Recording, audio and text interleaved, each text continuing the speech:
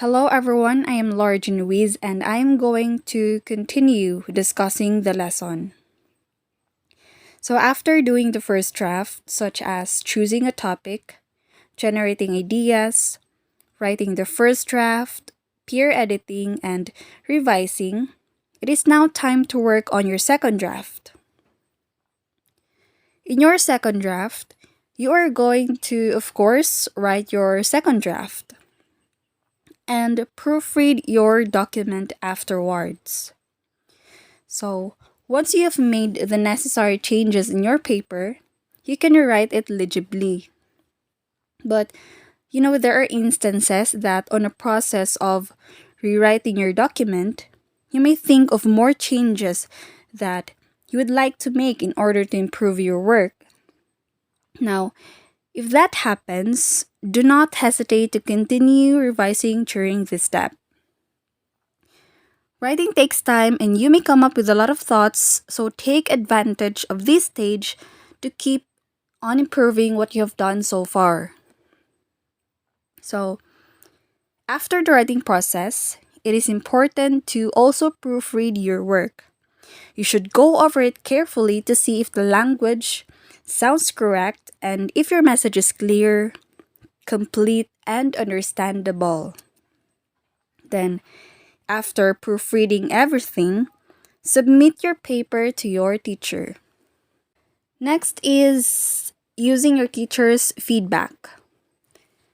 When your paper is returned to you, spend time examining the comments your teacher has made. This is a good time to compare your classmates' responses to your teacher's, taking into account the changes you made between the original draft and the revised paper. You can consider these two questions to further examine your turn paper.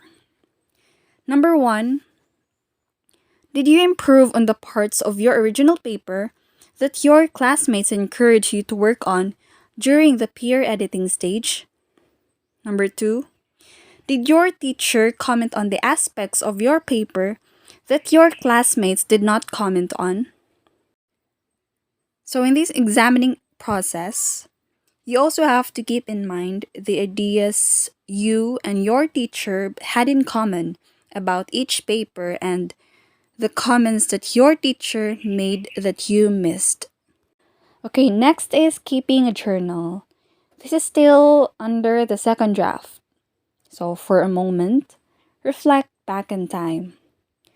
Try to visualize a place from your distant past, any place that sticks out in your mind, and then compare it in the present times. If the place looks very different in the past, you found your topic journal. But if not, you can try again and look for the things that has changed over time. You can talk about it, prove a point, have a central focus, and try to include detail that helps to develop that main point only. Remember that when you are going to choose to write about something that is familiar to you or that is important to you, the task of writing is easier and more pleasurable. The last two steps that I discussed, which is using your teacher's feedback and keeping a journal, is not that really necessary to accomplish before submitting your final paper because those steps literally happened after submitting your paper. So, the purpose of including these two is to give you some helpful technique that you may practice when you are going to write another paper in the future.